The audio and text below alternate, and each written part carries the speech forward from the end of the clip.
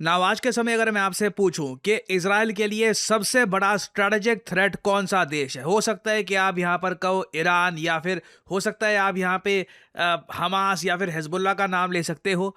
But recently Israeli media ने बहुत सारे ऐसे आर्टिकल्स पब्लिश किए हैं कि किस तरीके से टर्की आज के समय एक स्ट्रैटेजिक एलाई से एक स्ट्रैटेजिक थ्रेट बन चुका है इजराइल के लिए। परहैप्स इजराइल का सबसे बड़ा स्ट्रैटेजिक थ्रेट धीरे धीरे टर्की बनता जा रहा है। आप अगर देखो, इजराइल के कई जियोपॉलिटिकल एनालिस्ट ने यह भी क्लेम किया है अपने फोरम्स में कि इन्होंने पिछले 15 सालों से ना टर्की को कमजोर करने का प्रोसेस शुरू कर दिया था।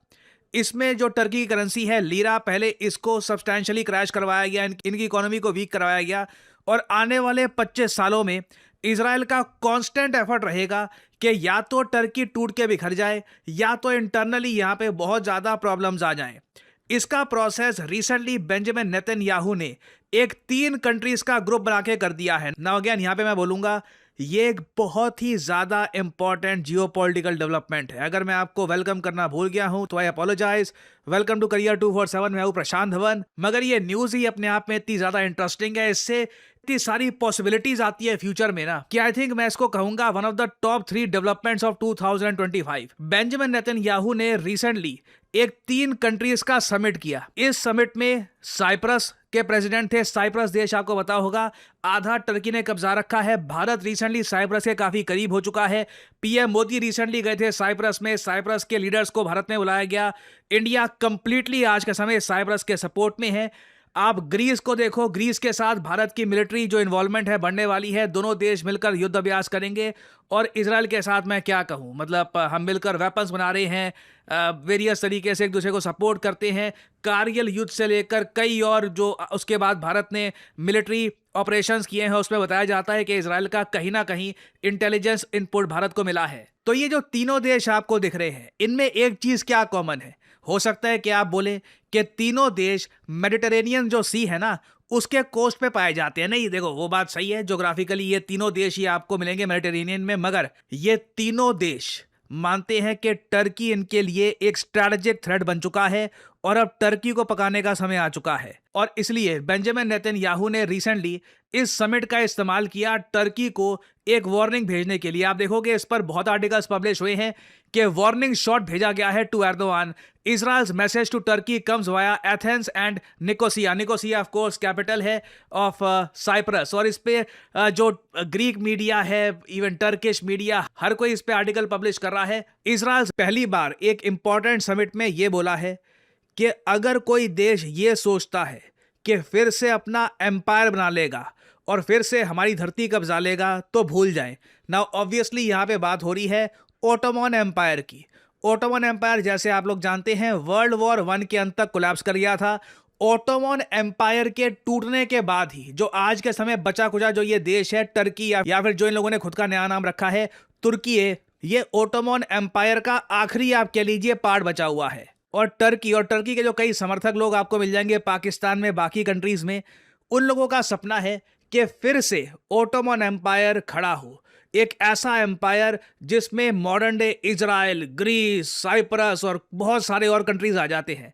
नाउ बेंजामिन नेतन्याहू ने कैटेगोरिकली ये कहा कि अगर कोई देश सोचता है कि फिर से अपना एम्पायर बना लेगा तो भूल जाओ, अब तुम्हारा एम्पायर हम नहीं बनने देंगे।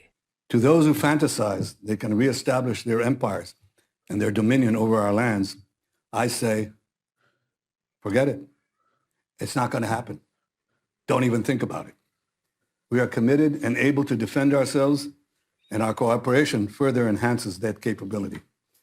Together, we 3 genuine democracies in the Eastern Mediterranean shall advance security, prosperity, and liberty.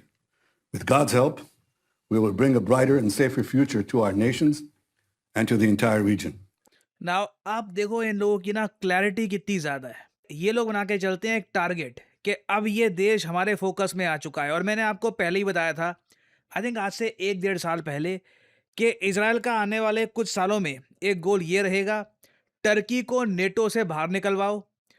Turkey में या तो अगर एर्दोआन हटते हैं, कोई pro US pro Israel leader आ जाता है, ठीक है, आई थिंक तब टर्की को इतना डैमेज नहीं किया जाएगा। हो सकता है कि इकोनॉमी को भी थोड़ा बहुत ये इंप्रूव कर लें। बट अगर एर्दोआन ही रहते हैं, इनकी पॉलिटिकल पार्टी ही रहती है पावर में इन टर्की, ये टर्की को वेरियस तरीके से डैमेज करते रहेंगे। और नैरेटिव इनका ये बिल्ड होने वाला है कि अब बात आ गई है जी डेमोक्रेसी वर्सेस नॉन डेमोक्रेसी वाली कंट्रीज की। ये टर्की को पेंट करना स्टार्ट कर देंगे, क्योंकि टर्की में डेमोक्रेसी थोड़ी ना है, अथॉरिटेरियन रिजीम है। यहाँ पे इलेक्शन कहने को ही होते हैं, एर्दोगान को जो करना होता है वो कर लेते हैं। और ये जो 3 देश हैं, साइप्रस, ग्रीस और इजराइल, यहाँ पे इनके हिसाब से जो इनका नैरेटिव है ये मैं आपको बता रहा हूँ, इन लोगों के हिसाब से ये पश्चिमी डेमोक्रेसीज के ट्रू फ्लैग बेयरर्स हैं। भारत में ना मतलब बोलना पड़ेगा, अब जाके हम कर रहे हैं। अभी रिसेंटली मैंने देखा है कि जो विदेश मंत्रालय की स्टेटमेंट है वहाँ पे हमने अब ये बोलना शुरू कर दिया है कि देखिए इंडिया एक प्रॉपर डेमोक्रेसी है, इलेक्शंस होते हैं यहाँ पे। पाकिस्तान में आप सबको पता है इमरान खान के साथ जो किया है, ये ऑलरेडी जो एक बात दुनिया को पता थी कि वहाँ पर बस आर्मी रूल करती है, बस डेमोक्रेसी नाम की है, ये बात अब कंप्लीटली एक्सपोज हो चुकी है। बट अनफॉर्चुनेटली मुझको बोलना पड़ेगा, हम ये नैरेटिव कैच ऑन करने में बहुत डिले कर लेते हैं। ये ग्लोबल नैरेटिव कैसे बिल्ड करने होते हैं, कैसे वर्ल्ड मीडिया के साथ खेलना होता है, किस तरीके से मेरा मानना ये है कि अभी बहुत कुछ सीखना है हमें। हम कई मामलों में बहुत अच्छे हैं, चांद तक पहुंच गए, इकोनॉमी अच्छी ग्रो कर रही है, मगर नैरेटिव अपना इंटरनेशनली कैसे फैलाना है, किस तरीके से इंडिया की बात ऐसे रखनी है कि वर्ल्ड मीडिया हमको ज़रा फॉलो करे, उसमें आई थिंक हमें अभी बहुत ज़्यादा कैचअप करने की आवश्यकता है। बट अगर हम बात करें टर्की की, तो यहाँ पे आने वाले समय में क्या देखने को मिलेगा? देखिए मेरे हिसाब से जो इनकी करेंसी है लीरा, मैंने आपको पहले ही बताया था, I think it will keep falling. Israel अपने जो भी कनेक्शंस ये लोग यूज़ कर सकते हैं, उसका यूज़ करके परहैप्स इनकी करेंसी को, इनकी इकोनॉमी को और डैमेज जिस हद तक ये पहुंचा सकते हैं पहुंचाने का प्रयास करेंगे। टर्की का एक प्रो गवर्नमेंट थिंक टैंक है, रिसेंटली उसने रिपोर्ट पब्लिश करी थी। इन लोगों ने ये कहा था कि टर्की को रातों रात अपनी एयरफोर्स बहुत ज़्यादा अपग्रेड करने की आवश्यकता है अगर ये इजराइल और ग्रीस को साइमल्टेनियसली काउंटर करना चाहते हैं। वैसे टर्की में भी अभी तक ना 2 फ्रंट वॉर का इनको डर लग रहा था कि 2 फ्रंट वॉर ना हो जाए, इकट्ठा इजराइल और ग्रीस दोनों हम पर आक्रमण ना कर दें।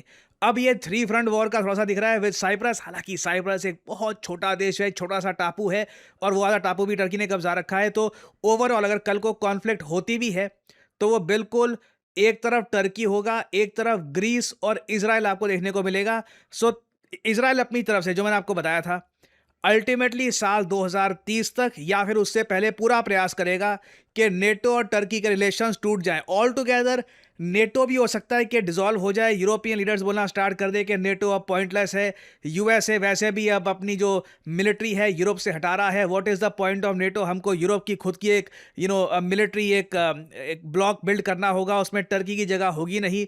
टर्की आप देखोगे बिना आर्टिकल 5 के और ज़्यादा कमज़ोर नज़र आएगा, और इवेंचुअली टर्की पे प्रेशर ये डाला जाएगा कि अपने रिलेशंस रशिया के साथ भी कट करो। इंडिया तो काफ़ी हद तक वो प्रेशर झेल गया है, टर्की लगता नहीं है कि वो प्रेशर झेल पाएगा। इनका जो S-400 मिसाइल डिफेंस सिस्टम है, ये लोग भी ये ऑपरेशनल अभी तक नहीं कर पाए हैं because of US pressure. So Turkey अपनी तरफ से अपनी एयरफोर्स को स्ट्रॉन्ग करने का प्रयास करेगा। बहुत कुछ ये कोशिश करेंगे कि अपनी मिलिट्री को ये स्ट्रॉन्ग करे। इसमें हो सकता है कि पाकिस्तान को अपना वेपन बेचना या फिर किसी और कंट्री के साथ एक आप कह लीजिए मिलकर मिलिट्री कोलैबोरेशन करने का भी ये प्रयास कर सकते हैं। बट इजराइल को यूएस और इंडिया दोनों का सपोर्ट होगा। India obviously being a huge buyer of Israel's weapons, Israeli defence industry को सपोर्ट करता रहेगा। इजराइल बहुत सारे अपने weapons in the future India में मैन्युफैक्चर करने वाला है। तो इजराइल के पास एक ह्यूज, मैं कहूँगा यहाँ पे एक एज है कंपेयर टू टर्की। टर्की ने एक और मैं कहूँगा बड़ा ब्लंडर ये किया है, इंडिया के साथ रिलेशंस खराब करके for the sake of Pakistan. ये आप देखोगे आने वाले समय में टर्की रियलाइज़ करेगा कि एक जियोपॉलिटिकल ब्लंडर था। इंडिया के साथ रिलेशंस खराब करना पाकिस्तान के लिए बहुत ज़्यादा खराब जियोपॉलिटिकल इक्वेशन बनाती है। मतलब ये टर्की को करने की बिल्कुल आवश्यकता थी नहीं। परहैप्स ये लोग जब तक समझेंगे ये बात काफ़ी देर हो चुकी होगी। But either way from what I can see, Israel ने टर्की को अपना नया टारगेट बना लिया है। एंड एज आई सेड, आने वाले कुछ सालों में Israel will try to cook the Turkey. Now finally यहाँ पे आप लोगों से मैं एक सवाल पूछूंगा। भारत ने रिसेंटली $450 मिलियन का रिकंस्ट्रक्शन पैकेज अनाउंस किया है। किस देश के लिए? हाल ही में यहाँ पे साइक्लोन आया, उससे काफ़ी तबाही हो गई, तो भारत ये $450 मिलियन का रिकंस्ट्रक्शन पैकेज अप्रूव कर चुका है। किस देश के लिए? ये है यहाँ पे आपकी ऑप्शंस: बांग्लादेश, श्रीलंका, ऑस्ट्रेलिया या फिर ताइवान? कमेंट सेक्शन में करिए उत्तर। जो लोग देंगे सही आंसर उनकी कमेंट को मैं दे दूंगा हार्ट, ताकि बाकी लोग समझ पाएं कि सही उत्तर क्या है। आने वाले 20 से 30 सालों में भारत की इकोनॉमी को एक बड़ा बूस्ट मिलेगा डेटा सेंटर से। ऑलरेडी आपने देखा होगा अमेजॉन, गूगल, माइक्रोसॉफ्ट ये बिलियंस ऑफ डॉलर्स की इन्वेस्टमेंट कर रहे हैं भारत में। और इस इन्वेस्टमेंट से होगा क्या?